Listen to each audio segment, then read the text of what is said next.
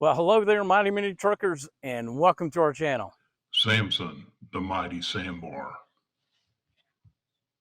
Samson and I, and now Bruiser, want to give you folks a big shout out and say thank you and a big thumbs up for dropping by and checking out our latest video in a series dedicated to this guy, Bruiser, our 1993 FZJ80 Toyota Land Cruiser. If you like this video or any of our other videos, hey, please smash that like button. And if you don't want to miss out on any of our newer content, don't forget to ring that notification bell. And please help us out here on the channel by subscribing to the channel. Well, once again, we're out here in the great outdoors, just enjoying these nice fall temperatures and still enjoying the nice fall colors that are still left in the trees here in the Blue Ridge Mountains in North Carolina. Folks, today's video is part 2 of a series that we're doing on the introduction of Bruiser to the channel.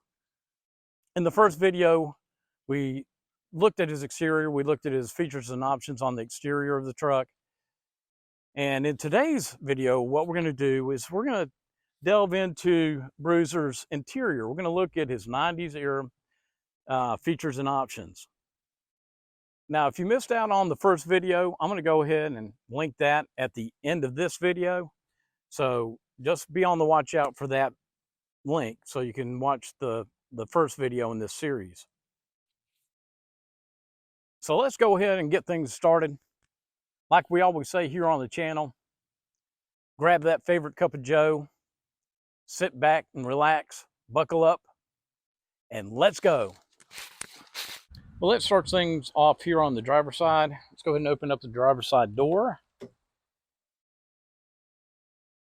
Let's take a look at the door panel. As you can see, it's got a very nice, deep, dark gray vinyl on there. And of course, there's plastic pieces down here, but there's a velour patch right up on top of this, the handle here. And then you also have velour sewn into the panel right here. Nice little added touch.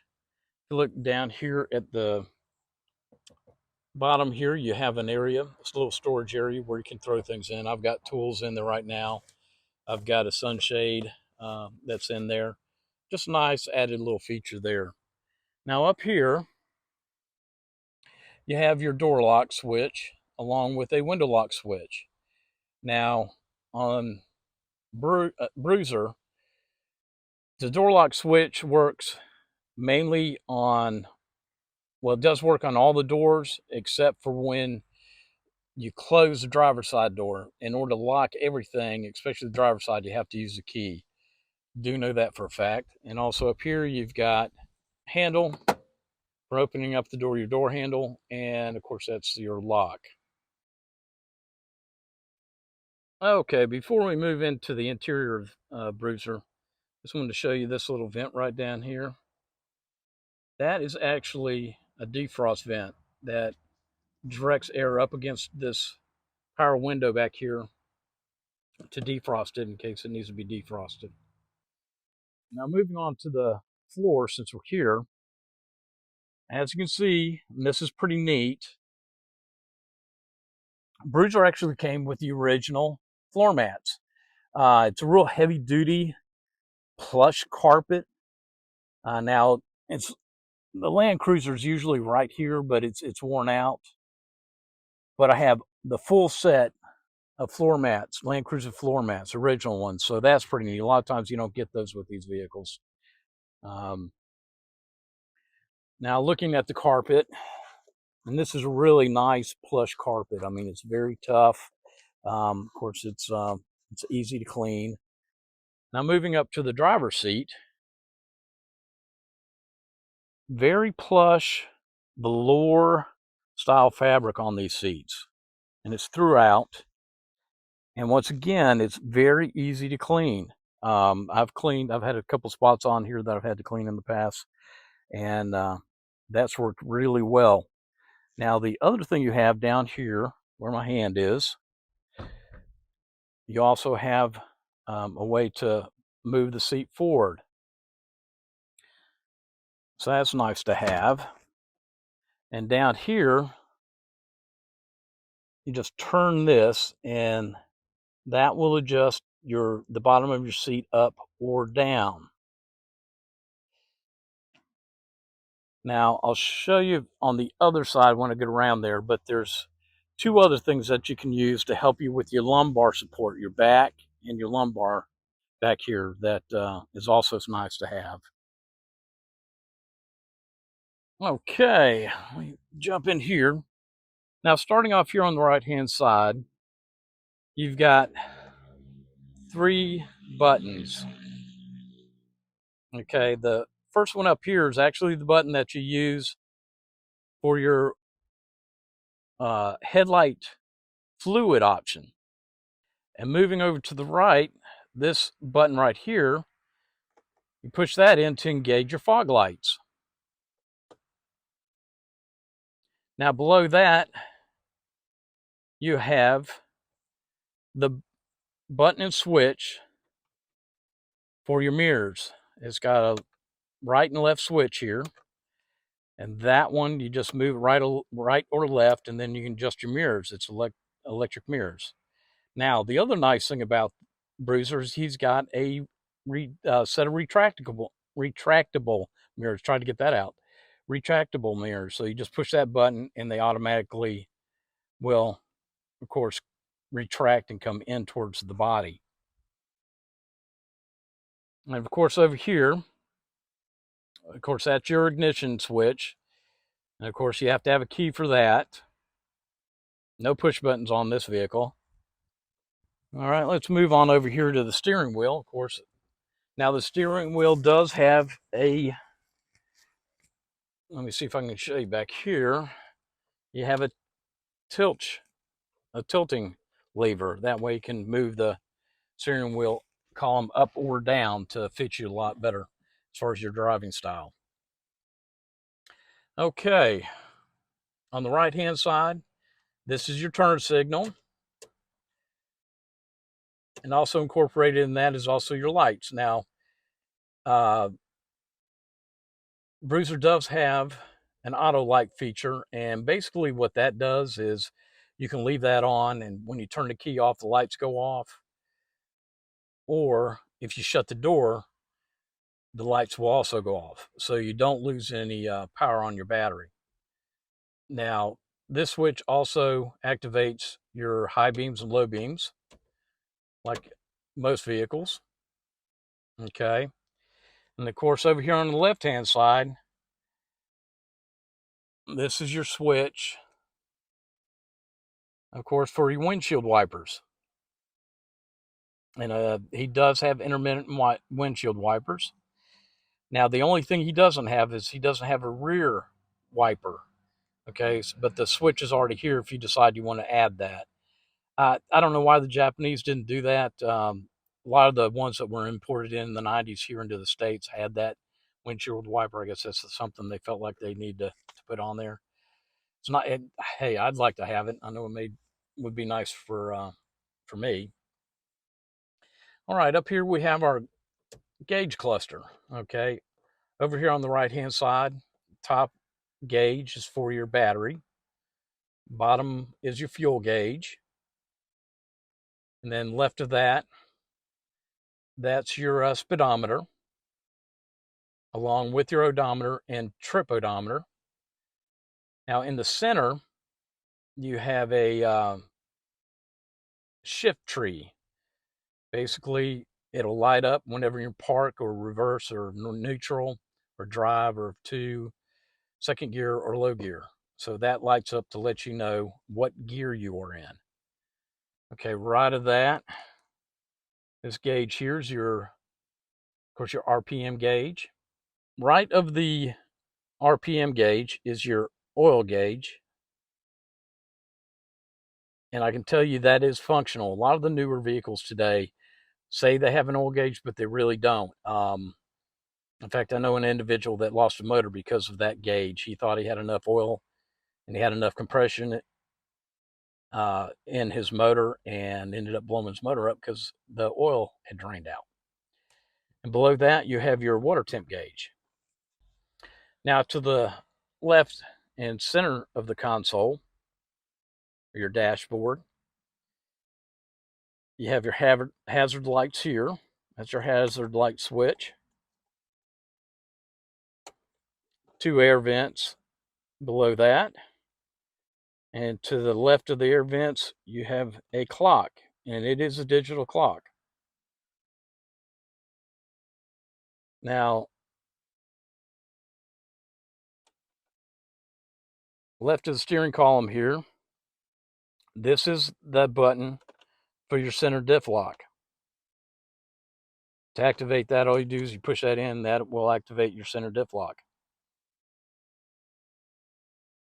Here you actually have a button for your rear defrost. And when you push that in, that light, there's a little light, red light that comes on here, orange light that comes on to let you know that that is on. That's nice to have. Now, to the left of that, you have your antenna. This is an electric antenna. You can go up or you can go down with these 2 buttons, which is really nice. And then to the left of that, you have an ECT button. That's your, it's like an extra transmission. It actually boosts your, supposedly boosts the motor, gives you a little extra power. Of course, once you do that, of course, that's going to burn more fuel. Now, down here, this is your AC control. All these buttons work the AC. Of course, it tells you of course, like most cars, it has directionals, for direct into the person. And then you have your person and floor, and then this is floor plus your defrost. And of course, then you have a defrost button. And then you have this button down here that's, inside air as far as directional. And this to the right is for your air coming from the outside. Of course, then you can also push auto, and that automatically turns on everything. If it's hot on the outside, it'll run your AC, and if it's cold on the outside, it'll actually cut the AC off and run your heat.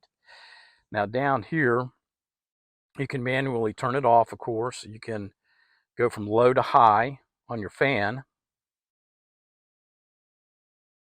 But then this is your temp gauge. To the left is cold, and the right is hot. Pretty basic.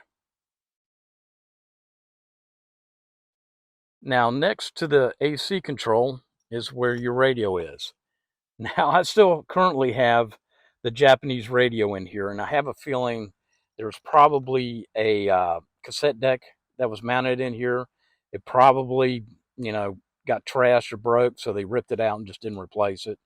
But eventually, I'm going to replace this. I've got, I think it's a 7-inch screen, single DIN that I'm going to put in here to replace this unit, because these Japanese radios only pick up Japanese frequencies. They don't pick up U.S. frequencies, so you don't get very many FM stations, and about the only thing you really get is AM stations, so it's about useless. Now, below your AC control panel, if you can see that, this button is for your rear heat. And that's what runs your fan. You can either push it for low or you can push it for high. And in the center, it turns it off. And next to that, you have a button for your rear cool. So you can actually run AC in the back. And I'll show you the vents back there when we go to the back. And then next to that, you have a button that operates your suspension. You have normal, and then you have sport. Now, if sport is for, like, if you're off-road mainly, if you're off-road, you can change the suspension up by pushing this button. It actually makes it probably less stiff or more stiff. I'm not sure which way it works. I can't remember, but anyway, that's also there. And next to that, now you can see I've got my digital speedometer plugged in at this moment, but that's, of course, for a lighter. Now moving down to the center of the center console down here, of course, you have your shifter. This is gear shift. Now, Bruiser's automatic, so of course you got park, reverse, neutral, drive, two and low, or second gear and low.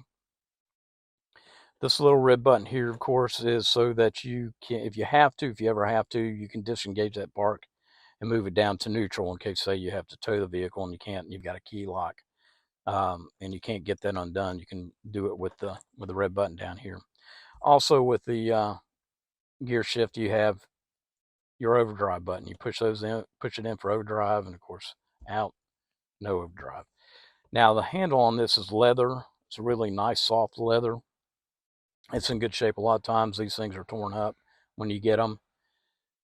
And down here, now, this is an add-on, this little round, that's like a carbon fiber plastic knob. The owner replaced the original with this. I do have an original in here. The guy did leave it, surprisingly enough. A lot of times they get rid of them. But it's in here if I ever decide I need to switch that out. And the way this works is you have kind of like neutral in the middle. Well, it's up high now. But right now it's sitting in high, for high. Go to the middle. It's kind of like a neutral. And then low is past that. And that's for your four-wheel drive. Now, center console. Pretty basic. Now, right down here, I've added this. I actually found this. It's a cup holder with pen holders, and of course, then it's got a holder here for your cell phone, which is pretty neat. But I found that on Etsy. There's a guy on Etsy that's actually producing these and making these. Can't remember how much. I think it was about $50 for that. So I added that because I really did want a cup holder. I usually have a coffee with me or water or something. So that's something I definitely needed to have because they don't come with that. I mean, over here you basically have what you could use as a cup holder, but I don't know what it's really for. I think it's just for throwing things in case you need, quick access to something. But with the center console, you have a top little area to store things, and then you've got a latch down here. You pop that open, and that gives you more space to throw things. Now he also has a parking brake.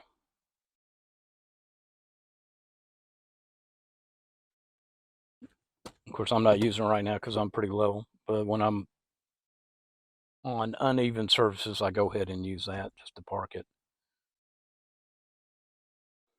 Okay, moving from the center console, let's go up here and take a look at this little end roof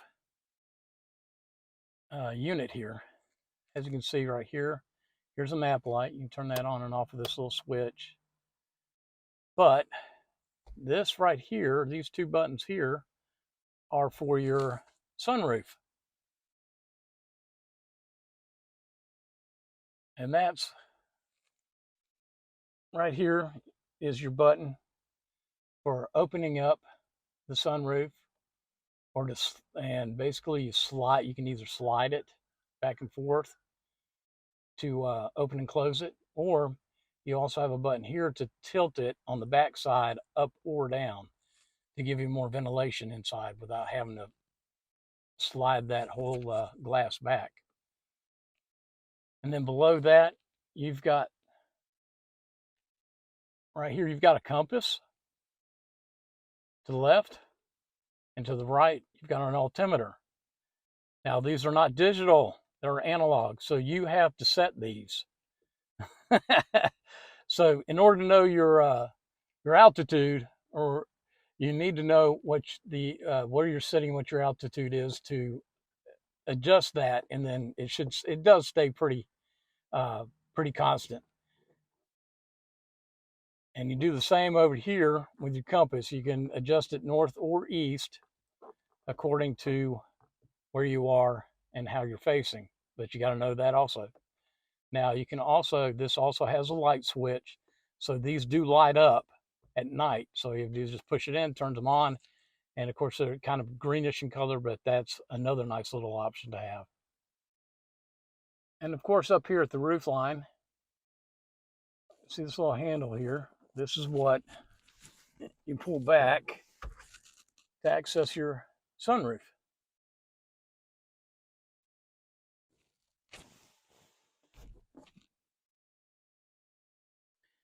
Okay, now we're at the back seat here. And as you can see here on the driver's side, panel's basically the same that's on the driver's side door.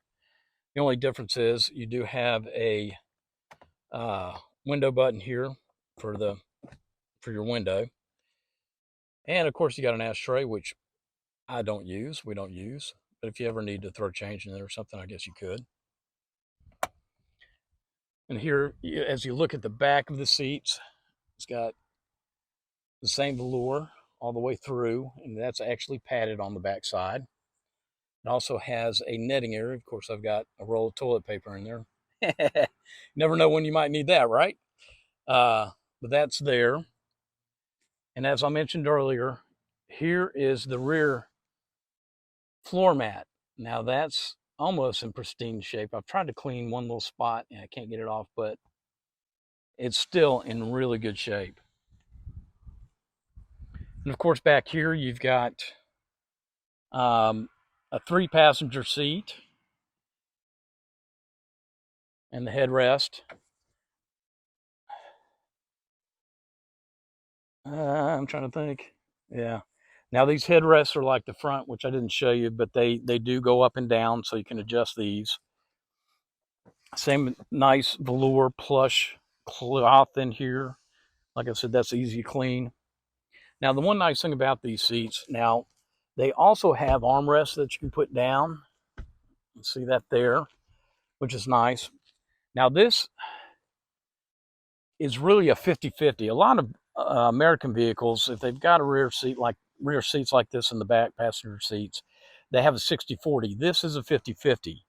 Now what you do, now the cool thing about this is, if you want to fold this down, you've got a lever right here where my hand is, and you just pull that and lay it down. So that gives you a bit of added space up here if you need it, okay? The other cool thing about this vehicle, and this is where this becomes really handy, and I'll show you this in the back, but you can actually lift this up, just by pulling that latch there and move that forward. Now that gives you added space. As you see down here, you've got a stepping pad, because in the rear, you actually have 2 more jump seats that you can use to give you more, to give you added passengers. Now, total, they say you can put 8 people in here, but basically you can fit, probably 5 adults. But in the rear, these jump seats in the back, they're really, there's not much space back there. They're really for kids, unless you're a really small person like my mom, who's only 5'1". Well, actually, she's probably shorter than that now. But anyway, she could definitely fit back there. But yeah, I'd say that's more for kids in the rear. But that's a pretty neat little option. And of course, both sides do that, both the driver's side and the passenger side. Okay, now moving all the way to the back, to the actual rear cargo area.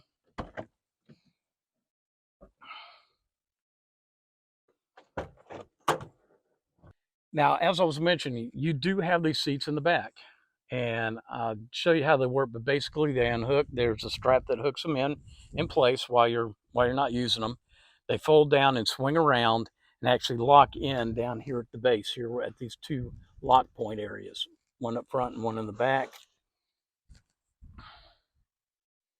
Now, the other cool thing that he came with, like I said, he came with all the floor mats. I don't know if you can see that, but right there is another floor mat. That one's actually like brand new. I mean, it's in really great shape. So whoever had this, whoever the previous owner was, they definitely didn't use this space all that much, or they didn't use these seats back here all that much. But a lot of times when these vehicles come into the States, they don't have these seats. So I was really, really pleased to see those. Um, Not that I'll ever use them, but who knows? I might, right? But I thought that was pretty cool. Now, you can remove these seats to give you added cargo area. And I think there's 5 bolts that you have to replace, but you just pull those out, drop the seat, pull it out, and that gives you more space in the rear. I think total there's 90 cubic feet of space throughout the vehicle. In the back, you've got 16.1 cubic feet of actually cargo area that you can use. And of course, over here on the right side panel, we have an additional speaker, which I didn't mention it before, but there are, you probably saw them earlier, but there are 6-inch speakers in the front doors, in the front door panels. Now these are the original. I haven't replaced those yet, and I probably will replace those, especially when I put the new radio in. Now off to the left hand side, right here, I'll see that little lock, but that's where your jack handle and any emergency equipment you can store. You can store that back here in the side panel back here. Okay, now that we've seen the cargo area, let's go ahead and move to the passenger side. Before I forget that, I almost forgot it, but as you can see, there's actually a light at the top here, and you can manually, there's a switch on it, you can manually turn it on, turn it off, but that's where your a set of air vents are for your heat and for your AC. Okay, one more thing, I almost forgot this too. On the lift gate, on the back, you also have a handle here, along with your door handle, so you can actually unlock, you can lock and unlock this. Well, you saw that with the button up top here, just like you would a manual. But then you can open up the rear lift gate from the inside, which is also pretty nice. Now, the passenger's rear door panel is basically the same as on the driver's side, so there's no change there. And actually, everything else is pretty much the same here. You can do the same thing with this seat as you can with the driver's side seat, as far as moving it forward and getting it out of the way. But if you look up here, there's some more air vents for your heat and AC. Now here is that switch I was talking about earlier. Actually, it is not a dome light, sorry.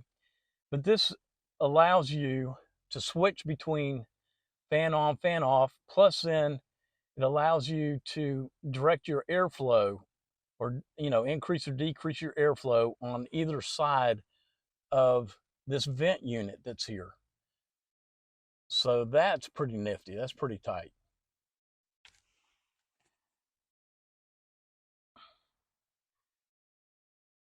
Now up here you have a grab bar, a grab handle, just like you do on the driver's side, if you can see that from here. Didn't mention that earlier. And then you also have one right here, which is also pretty nice to have. And you have the same thing over on the driver's side. That's pretty nice to have, a little grab bar that you can grab onto and get yourself up into the vehicle. Moving on to the front passenger seat area. As you can see, the door card is basically the same that's over on the driver's side.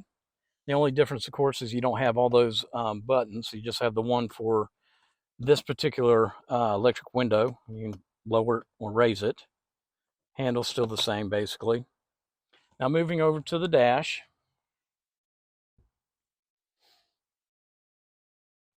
Right here,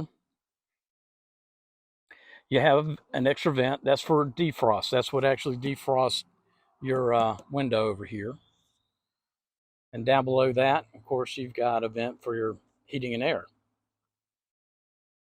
Below that, you also have an area for a small speaker, which I'll probably disconnect. It's not trying to find it. I mean, I guess I could find a tweet or something sticking there, but otherwise I wouldn't use it. Of course, up top here, you've got, like most JDM vehicles, you've got a grab bar. I guess it's just an added safety measure. Who knows? And then below that, of course, you've got your glove box. Pretty standard. Nothing different there. Moving down to the floor, and here's another one of those Land Cruiser floor mats. And this one is actually also in really, really good shape. As I mentioned earlier, now these headrests are really soft and have a lot of foam on them. So they're very comfortable. Another added feature to the Land Cruiser. And of course, you can raise and lower these by the button down here, just to adjust it for your head height. And of course, it's also got that nice velour, soft fabric on it that's easy to clean. Now down here, like the driver's side, you've got this handle. You just pull that up, and that moves that back forward to give you more space to either allow you to put things in, if you need to put things in, or passengers to get in the rear. Nice. Now, the one thing I didn't show you on the driver's side seat, I figured I'd wait till I got over here. You have two things. You've got a button here where you can adjust your lumbar area in the seat. And I actually use that. That's very comfortable.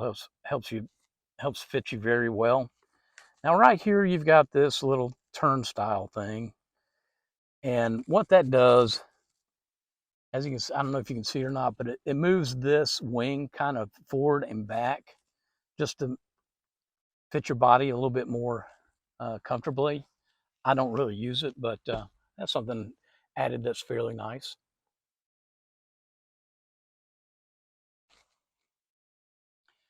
And of course, up here, you've got another grab bar to help you get in and out of the vehicle. Okay, now that you've seen both the exterior and the interior of Bruiser, you know, a lot of people ask, why does a Land Cruiser cost so much? And the reason why is because of the quality materials that go into the building of these cars, and of course the quality that goes into the manufacture of these vehicles. So that's what you're paying for. You know, like they always say, you get what you pay for.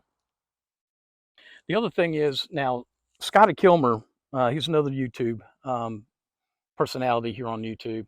He said something the other day. He said, you know, American vehicles are manufactured to last basically 150,000 miles before having to have any kind of major repairs done to it. Where the Land Cruiser in general, Toyota, is 250,000 miles before they need to have any major or mechanical repairs made to them. So that's what you're getting when you buy these vehicles.